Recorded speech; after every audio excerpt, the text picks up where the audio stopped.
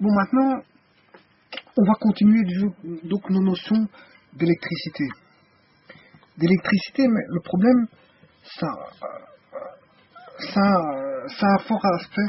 Je veux dire, c'est pas l'électricité classique, hein. Donc en fait, on va voir plutôt de l'électrostatique avec une notion forte de, comment est-ce qu'on appelle ça, de mathématiques, hein. Et donc, vous comprendrez pourquoi j'ai vu la vidéo précédente concerne les cosinus des vecteurs et les vecteurs. Parce qu'en fait, justement, ici, on en a besoin. Alors, il faut savoir que on a vu auparavant donc les cosinus des vecteurs, les directions, les composantes de vecteurs, les vecteurs, tout ça dans un espace doté d'un repère à 3 dimensions, d'un référentiel x, y, z avec des vecteurs unitaires de base. Bon, il faut savoir que il faut distinguer le champ, je m'excuse,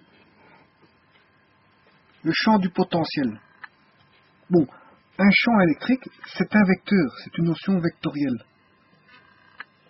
Contrairement au potentiel, donc ça c'est le champ électrique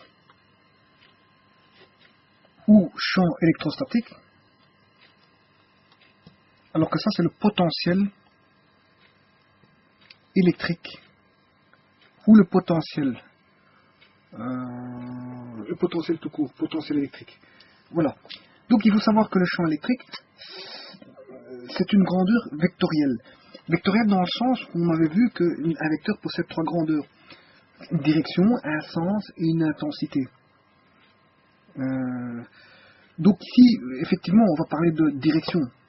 Contrairement au scalaire, où la grandeur scalaire ne possède pas, je veux dire, 3 caractéristiques spécifiques comme long les vecteurs. Donc ça c'est une grandeur vectorielle, alors que à côté de ça,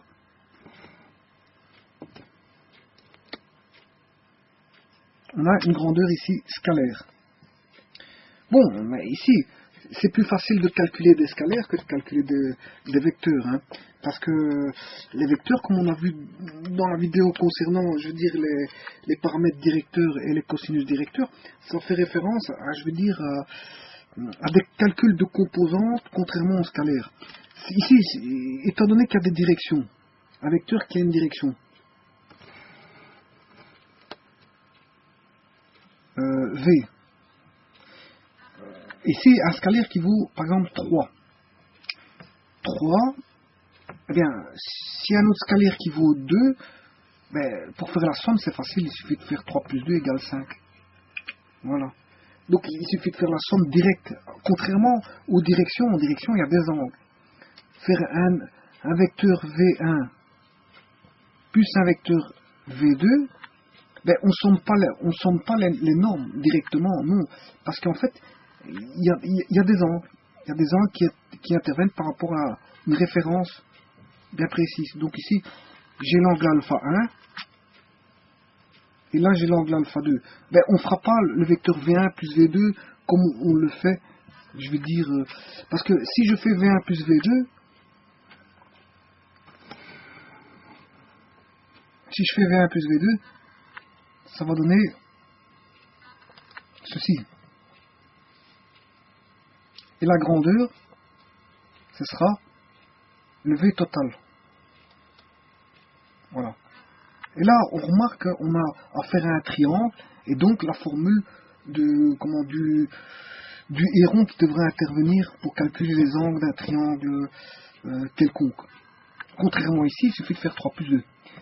Et ceci mis dans un repère à 2 dimensions, c'est dans le plan, ou à 3 dimensions si on est dans l'espace, mais ça demande à calculer des composantes, et voilà, des composantes, et probablement des angles aussi. Contrairement ici, il suffit de prendre les valeurs et de les sommer directement. Donc, la somme vectorielle, faire une somme vectorielle est plus compliqué que de faire une somme scalaire. Voilà.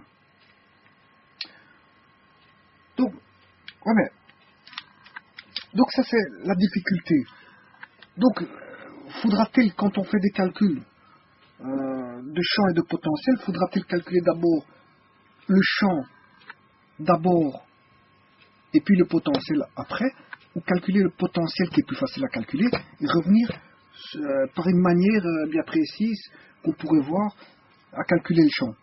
Donc le calcul le plus compliqué, c'est de calculer d'abord les champs et puis calculer les scalaires potentiels, les potentiels scalaires. Mais une des manières, c'est de calculer le potentiel scalaire qui est facile à calculer, puisqu'il suffit de faire des sommes et donc de revenir sur les champs électriques. Voilà, donc il y a une possibilité, soit on peut aller faire la méthode pour calculer à partir des champs pour avoir un potentiel, ou il y a moyen de, à partir des potentiels, de calculer des champs par des techniques bien spécifiques. Bon, alors ma question est de savoir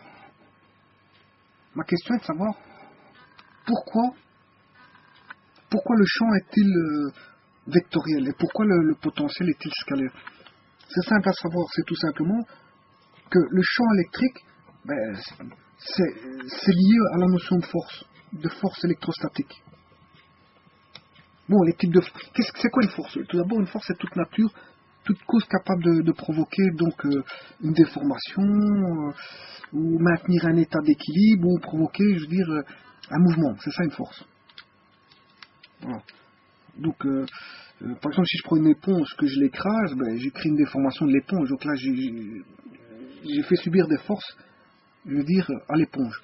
Mais ici, les types de forces, ce sont les forces qu'on a musculaires, les forces dues au vent, forces éoliennes, forces dues à un ressort, donc en compression, les forces d'action, de réaction dans les systèmes en équilibre.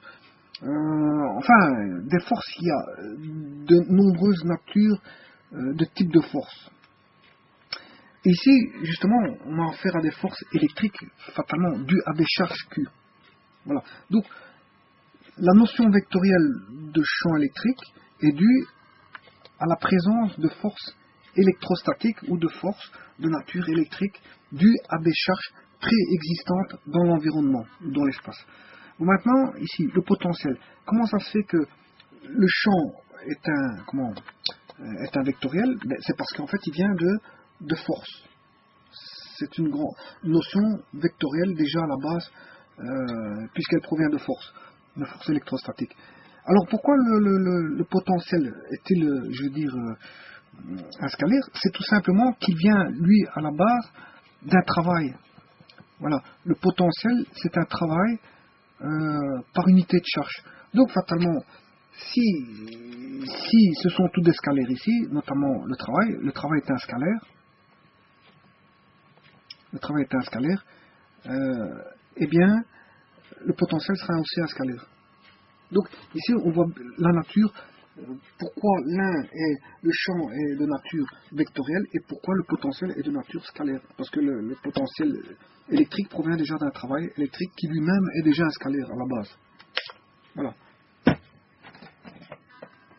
Alors maintenant, ce qu'on va se proposer, c'est de calculer le champ dû à des charges ponctuelles, c'est-à-dire qu'ils ont des caractéristiques d'isotropie, c'est-à-dire de propriétés qui sont identiques dans toutes les directions, et ceci, ça a lieu dans quel cas? Mais quand on a une géométrie, je veux dire, à caractère sphérique. Donc, ici, si on a une sphère, une petite sphère, ben, vous comprendrez bien que les propriétés sont les mêmes partout, que ce soit, si je prends une boule, bien sphérique, ben, toutes les propriétés seront les mêmes tout autour de la boule. Et donc ici, voilà pourquoi va intervenir du pi, du 4pi. Il y a du 4pi, 4 pi carré qui va intervenir. Pourquoi? Parce que ça fait 4 pi carré, c'est la surface latérale d'une sphère. Contrairement au volume, qui est 4 tiers de pi, 4 tiers de pi r cube, je crois. Voilà. Donc la sphère c'est 4 pi r carré et son volume 4 tiers de pi r cube. Voilà, volume de la sphère. Ça c'est la surface latérale de la sphère et ça c'est le volume de la sphère. Voilà. Et donc on va comprendre que dans la formule il y aura un 4 pi r carré qui va intervenir. Ben, ça fait référence à une géométrie qui fait que les caractéristiques seront en rapport avec la surface latérale d'une sphère. Et donc quand est-ce qu'on trouve ça? Ben, quand on a toutes des charges situées, je veux dire, de manière sphérique, ou encore quand on a, je veux dire, une charge ponctuelle. Une charge ponctuelle est considérée, on va dire, comme un petit univers masse. Je veux dire, un petit univers. Voilà, un petit univers. Mais le truc, c'est de ne pas expliquer la loi de Coulomb, hein, parce que justement, c'est la loi de Coulomb que je suis en train d'expliquer. C'est que le champ électrique vaut quoi? Q sur 4 pi epsilon 0 R carré. R carré fois U. Voilà. Comme j'ai un vecteur ici, ça c'est un nombre, fois un vecteur, ça reste toujours un vecteur. Bon, je suis en train d'expliquer ceci, le 4 pi R carré. Voilà, c'est dû à une géométrie sphérique, je veux dire des charges ponctuelles. Charges ponctuelles, qui sont des charges petit q comme ceci, mais en fait ce sont des sphères. Ce sont des sphères considérées comme des sphères Q, et donc une sphère, une charge ponctuelle est considérée comme un champ coulombien. Ceci est dû, un champ coulombien est dû à des propriétés qui sont relatives avec la géométrie sphérique de la charge, et on voit bien apparaître un 4 pi r carré, et donc ça c'est un champ coulombien. Bon, mais tout plein de charges dans une sphère constitue aussi un champ coulombien. Hein. Voilà. Parce qu'il y a toujours une symétrie sphérique qui intervient. Donc la formule de Coulomb, Q sur 4 pi epsilon 0 R carré, je veux dire, est toujours d'application. Mais le but, c'est pas de voir la loi de Coulomb. On verra des champs coulombiens, le champ coulombien, et on verra par après des champs non coulombiens. Mais c'est pas le but de cet exposé, parce que le but de cet exposé, c'est de calculer justement le champ total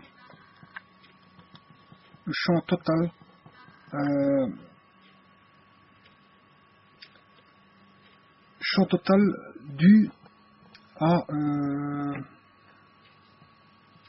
plusieurs charges. Voilà. Le champ total dû à plusieurs charges, bien sûr, quel type de charge? Électrique. Hein. Voilà. Donc on va se proposer de calculer ça. Donc, je vais laisser le titre, hein, comme ça on sait de quoi ça trame. Supposons que j'ai une charge Q1, une charge Q2, une charge Q3. Bon, eh bien, on aura combien de charges au total? Combien de charges au total? On aura QI charge. QI charge. Bien sûr, I est plus grand que 1. Parce que, bon, on ne va pas calculer pour une charge strictement plus grand qu'on va calculer un ensemble de charges et faire le total, c'est à partir de 2 charges. Mais si supposons qu'on en a n, donc I est compris entre 1 et n. N peut valoir, n est dénombrable. Hein. Ça peut être 10, 15, 20, 30, 100, 1000, 1 million, 1 milliard, 10 milliards, etc. Voilà. Alors, maintenant qui dit aspect de charge, il faut calculer le champ dû aux charges en un point, par exemple, n. J'appelle ce point n. Voilà. Alors, tout à l'heure j'ai mis une formule. J'ai mis la formule qui était E est égal à quoi? Q sur 4 pi epsilon 0 r carré fois U. Bon. Mais en vérité, ici, r carré, c'est pas le rayon d'une sphère. C'est la distance qui sépare la charge au point où on veut calculer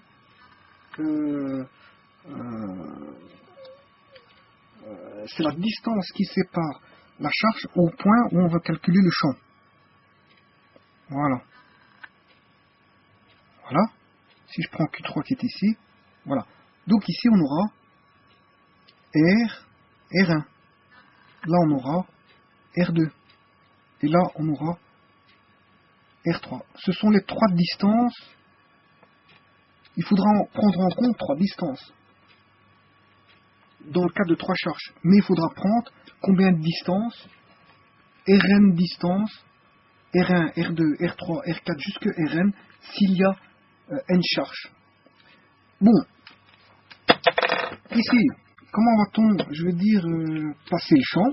Le champ, c'est tout simplement le vecteur qui se retrouve dans la ligne, dans la direction Q1M pour le champ E1. Je m'excuse. Bon. Et donc, on aura le champ dû à Q2 en M, dont le point d'application se trouve en M, sera E2. Là, on aura E1. Pour E3, ben, il faudra relier donc la charge ponctuelle Q3 au point M pour avoir la direction du champ E3. Et ainsi de suite. Pour E champ, En champ, donc on aura N distance, RI, et N champ EI. On aura N champ EI. Mais le but du jeu, c'est justement de sommer toutes ces charges-là et trouver le total du champ, le champ total. Donc la somme vectorielle du champ. Bon, mais pour ça, on va le faire pour deux charges. On va le faire pour deux charges. Donc, j'aurai Q1 et Q2, et j'aurai sa distance par rapport au point M. On aura le champ créé E1 et le champ créé E2 en M. Voilà, les deux champs créés par Q1 et Q2. Nous, on va essayer de chercher la formule pour deux charges. On va conjecturer la formule pour N charges. Donc, on aura ici le champ E2 dû à Q2. Eh bien, le total, ce sera quoi? Ce sera, dans ce cas-ci, E1 plus E2. Donc, on aura la somme vectorielle de E total. E total, comme ceci. Voilà. Mais bon, ici, ça fait apparaître des distances. Qui dit des distances dit vecteurs, direction. Et qui dit vecteur, direction, dit paramètre directeur. Qui dit paramètre directeur dit, on l'a vu, tout ça a été élaboré dans la théorie précédente, justement, sur les paramètres directeurs, dit référentiel. Voilà. Donc, notre champ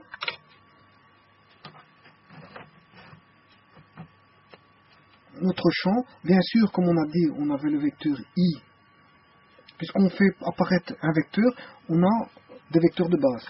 I, J et K.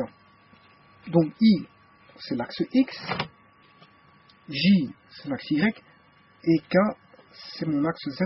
Et comme ça, j'ai un repère trirectangle direct comme on avait expliqué. Bon, ben, ici, qu'est-ce qu'on peut dire? Ben, que ce sont des champs dus à des charges ponctuelles. Si ce sont des charges ponctuelles, on a un champ coulombien. Donc on aura quoi? E1 est égal à quoi? Q1 sur 4 pi epsilon 0. Alors la distance, on va l'appeler la distance qui sépare Q1 au point M. Q1 au point M sera la distance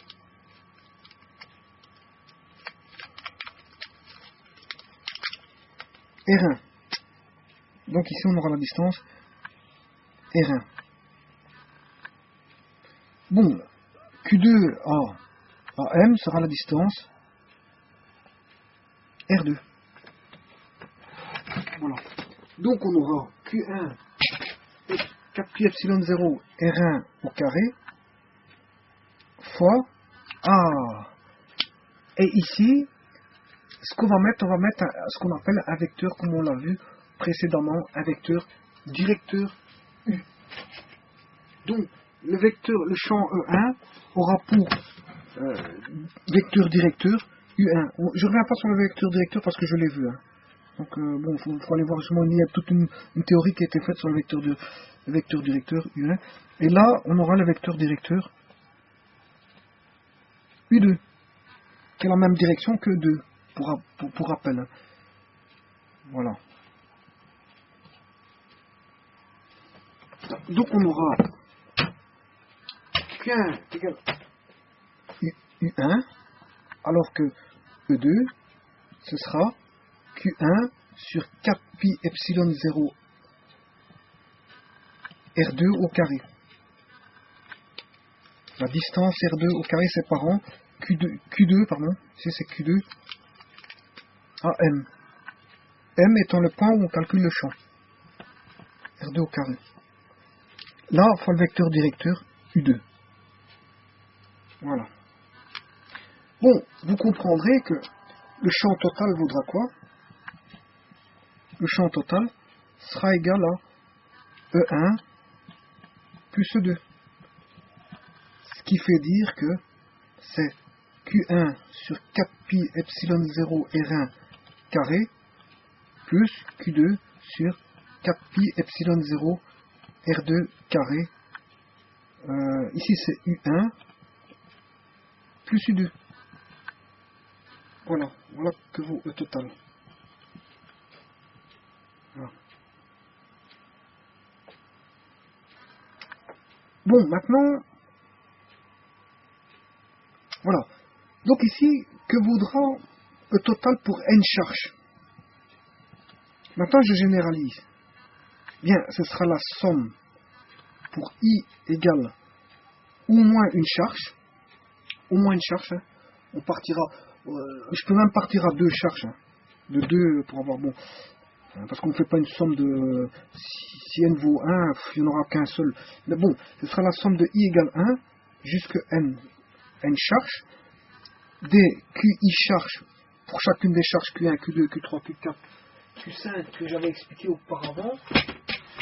Donc la somme des Q1, Q2, Q3, Q4 jusqu'à n.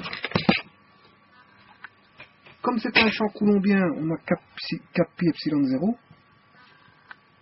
Voilà. Et chacune des distances est ri carré. Et le tout fois chacun de leurs cosinus directeurs qui est UI. Voilà. Bon.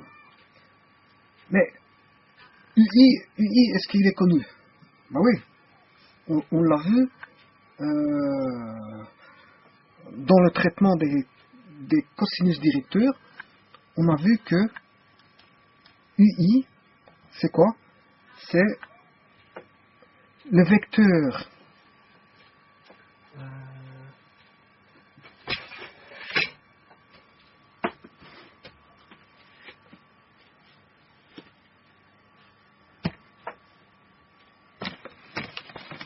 donc, si je crée ici un vecteur, R1 que j'appelle un vecteur RI, donc celui-ci j'en fais un vecteur, donc j'aurai R1. La distance R2, je crée un vecteur R2.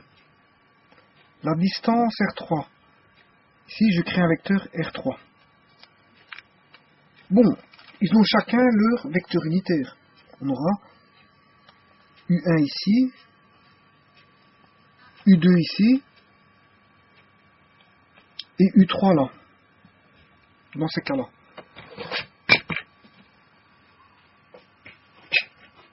Donc en d'autres termes, bon, si je le réécris ici, on aura R1 ici, son vecteur unitaire il est là, le vecteur R2 est là, et le vecteur R3, enfin ici j'ai mis R1, R2, donc voilà.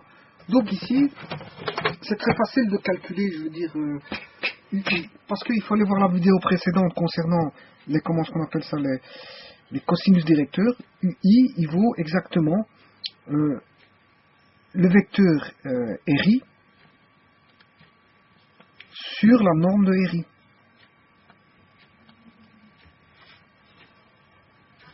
Rappelez-vous, on avait vu, quand on mettait un vecteur dans l'espace, j'avais créé ça, bon, j'avais mis un vecteur comme ceci, et à partir de là, j'avais fait un, comment on appelle ça,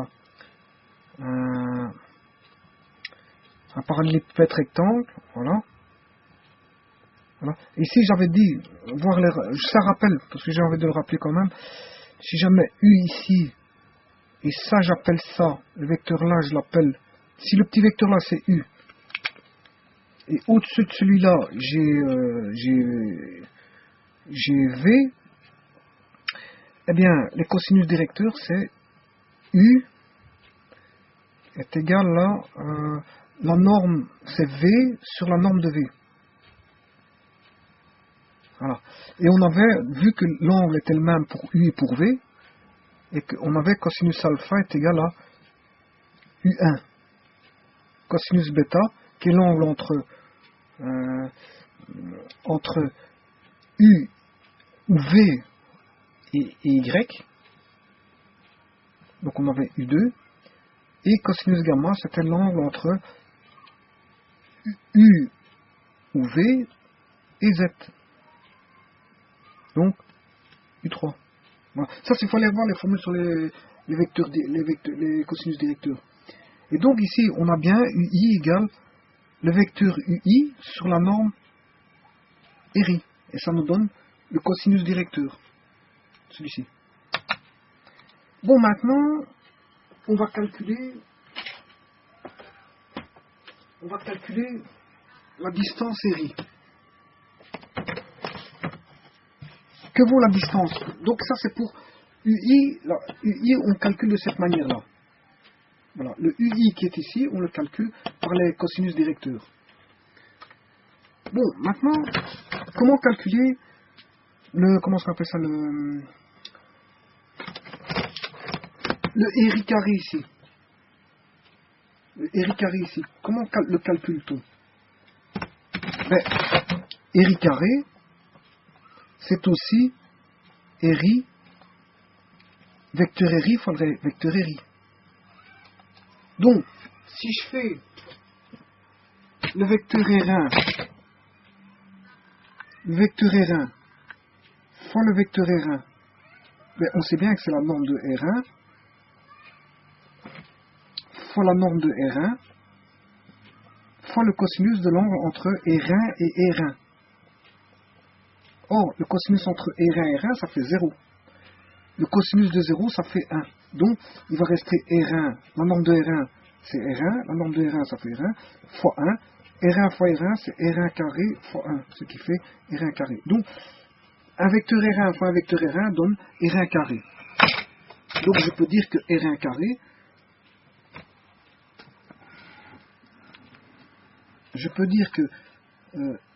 R1 carré, c'est R1 fois R1. Le développement est là. Hein. Donc, c'est la norme de R1 fois la norme de R1 fois le cosinus entre R1 et R1. Cosinus entre R1 et R1, c'est l'angle 0. Hein, il n'y a pas d'angle entre R1. Entre les deux R1, ils sont confondus. Hein, parallèles confondus. Donc, ça fait 0. Cosinus 0, ça fait 1. R1 fois R1. La norme de R1, ça fait R1. La norme de R1 ici, ça fait R1. Cosinus de 0, ça fait 1. R1 fois R1, ça fait R1 carré. Fois 1, ça fait R1 carré. Donc, le vecteur R1 fois le vecteur R1, ça fait R1 au carré. Donc, je peux remplacer R1 au carré par R1 fois R1. Voilà. Donc il faut faire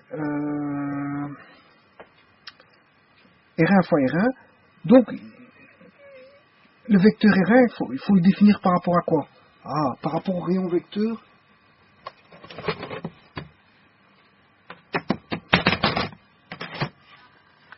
Le rayon vecteur vecteur ici. R1, si je prends son origine et que je lis à l'origine du repère, bon, je vais relier l'origine du repère au vecteur R1. J'ai un vecteur ici. Voilà. Et si je relie O à M, j'ai le vecteur ici OM. Ici, je vais l'appeler le vecteur... comment est-ce qu'on peut appeler ça? Donc on a R1, U1, OM, et là on va l'appeler OQ1. Allez, OQ1. Voilà. Voilà, OQ1. Mais on voit tout de suite que OM, c'est quoi? Le rayon vecteur OM, reliant l'origine du repère au point où on calcule comment est-ce qu'on appelle ça, le champ. OM vaut quoi? OQ1 plus OQ1 plus U1 plus R1. Dans ce cas-ci, c'est R1. C'est R1. Voilà. Donc, je vais le marquer convenablement parce que c'est vrai que on risque d'avoir des petits problèmes de lecture. Donc, on a OQ1 plus R1 me donne OM. Donc, que vaut R1? R1 égale OM moins OQ1. Voilà, c'est tout simple. Donc, maintenant, quand je fais R1 fois R1, ben, ce sera OM moins OQ1, fois OM moins OQ1.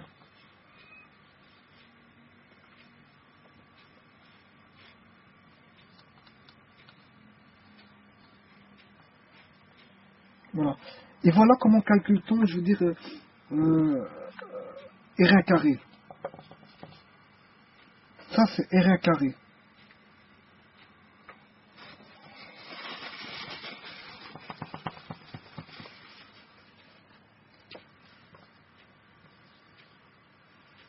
Voilà. Voilà comment on calcule R1 au carré. Et donc, ce sera le produit de OM moins OQ1. Voilà. Donc, pour chacun des RI, ce sera OM moins son OQI. Donc, RI carré, ce sera OM moins OQI. OQI au carré. Donc il faudra faire chaque fois OM. OM est toujours le même. Hein. OM c'est toujours ça. Moins OQ1, moins OQ2, moins OM moins OQ1, OM moins OQ2, OM moins OQ3, OM moins OQ4, OM moins OQ5, et ainsi de suite. Et on a, je veux dire, toute la somme, je veux dire, enfin, on aura tous les carrés. Donc on sait calculer ceci par les cosinus directeurs et ceci par une différence vectorielle. Bon. Maintenant, on a vu aussi les cosinus directeurs. Ceci, c'est le cosinus directeur. Je peux remplacer par quoi? Bon, ça, c'est une somme vectorielle quand même compliquée hein, à faire. Donc, si on ne joue pas dans le repère, bon, on aura difficile à faire un calcul comme ça. Donc, on va se remettre dans un repère.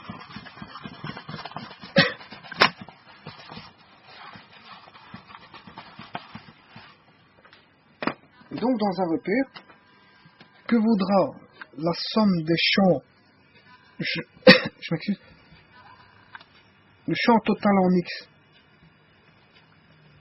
le champ total en Y, le champ total en Z, eh bien, ce sera la somme à chaque fois de tous les champs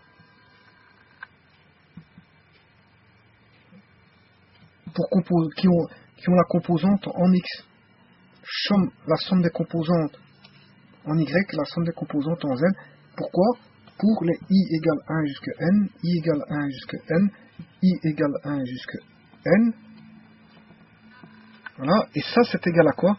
C'est la somme des QI sur 4pi epsilon 0 R RI carré. Voilà. Pour I égale 1 jusqu'à N, QI 4pi epsilon 0 RI carré, somme des QI 4pi epsilon 0 RI carré. Voilà, pour I égale 1, I égale 2 jusqu'à N. Et alors, il manque quoi? Ben, il manque les cosinus directeurs. Bon, alors, chacun des cosinus directeurs de chacun eh bien, il faut mettre les cosinus alpha I. Parce qu'il y a, comme il y a QI charge, il y a QI charge. Donc, il y aura RI distance entre les QI et le point M. Entre les charges QI et le point M, il y aura RI distance. S'il y a RI distance, mais il y aura I angle entre leur RI respectif et l'axe des X. Donc on aura cosinus alpha I. Il y a combien d'angles alpha I? Il y en a N. Il y en a de I égale 1 jusqu'à N. Voilà. Et pour les cosinus directeurs, en fait, cosinus directeur, n'oublions pas que c'est UI. Hein. C'est UI. Voilà. Enfin, ici c'est en composante, donc c'est UI. Mais UI, on a dit que c'était quoi? C'était RI sur la norme de RI. Voilà. Et en cosinus directeur, ça nous donne cosinus de alpha I.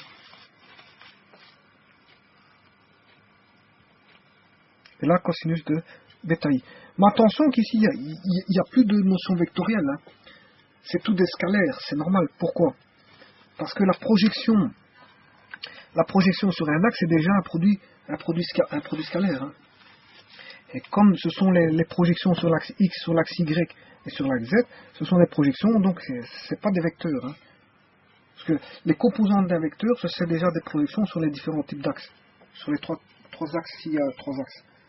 Donc ici, il s'agit de scalaires, c'est tout des scalaires en fait ici. Voilà. Donc ça c'est pour quand il y a n charge, je veux dire n charge. Voilà. Bon, maintenant, pour les potentiels, c'est facile. Parce que on avait dit un potentiel électrique, c'est quoi?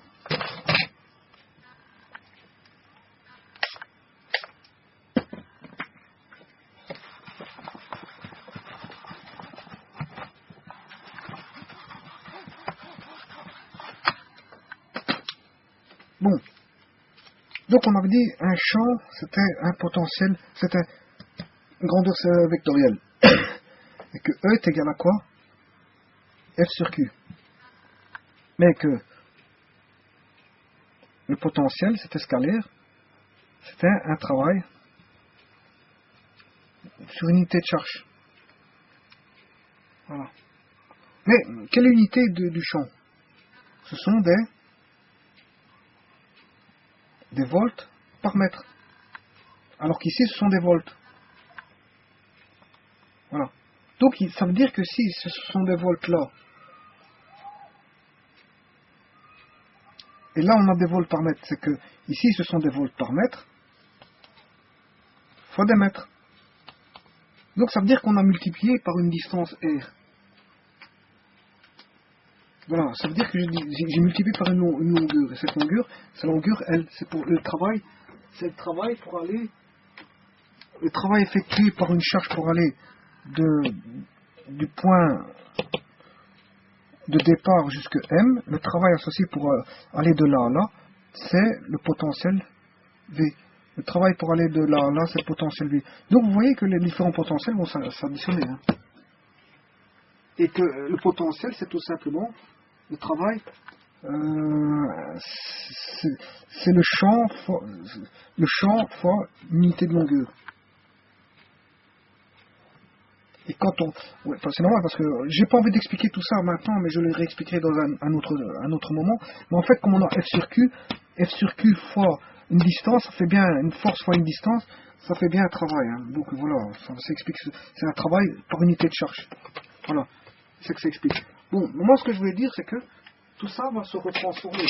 Donc on a dit qu'il faut multiplier par, pour avoir le potentiel. Le potentiel est déjà scalaire en lui-même, donc j'ai pas besoin de mettre de vecteurs. Comment faire pour calculer le potentiel de chacun des points? Il suffit de faire fois la distance, comme je viens de dire, fois RI, fois RI, fois RI. Pensez qu'ici il y avait RI carré, et là j'aurai les potentiels. Et si on fait fois RI, qu'est-ce qui se passe? Mais ça simplifie là et là. Donc ça va donner. Voilà. Voilà le potentiel. L'expression du potentiel. Voilà. Mais comme, en plus de ça, le potentiel n'est pas vectoriel, il ne se décompose pas en trois parties. Mais il se décompose directement. C'est ça que j'avais dit que c'était plus simple en un seul calcul, c'est-à-dire je n'aurai pas de composante en x, puisqu'il n'y a pas, c'est pas un scalaire, ni en y, ni en z, c'est tout simplement une somme, je veux dire scalaire, une somme scalaire. Je fais ceci, et j'ai le potentiel. Voilà. Je fais la somme des QI sur 4 pi epsilon 0 et RI, j'ai le potentiel total. Voilà. Contrairement au potentiel contrairement au champ électrostatique où là j'avais trois composantes à calculer, trois sommes à faire pour le champ, alors que pour le potentiel j'ai qu'un seul, comment on appelle ça, un seul à calculer.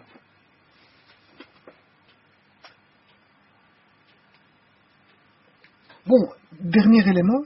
Maintenant, si j'ai plus I qui varie de 1 à n,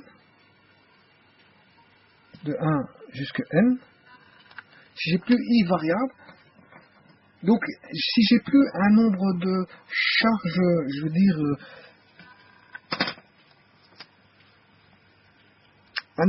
si j'ai un nombre fini de charges, bon, ça va donner ceci, plus les trois formules qu'on avait précédemment. Maintenant, si n tend vers l'infini, et que ça nous donne une valeur quand on la somme, ça va nous donner des séries. Donc le potentiel ici, ce serait quoi?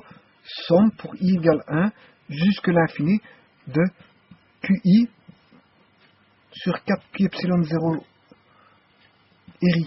Il suffit de changer ceci. Et cette somme-là, c'est une série à ce moment-là. Là, c'est quand on a une infinité de charges. Et là, c'est dénombrable. Parce qu'on va... Si c'est dénombrable, on peut trouver la série combien elle vaut. Idem pour les... Comment est-ce qu'on appelle ça? Les potentiels, les différents potentiels UI. Les différents champs UI, ça va donner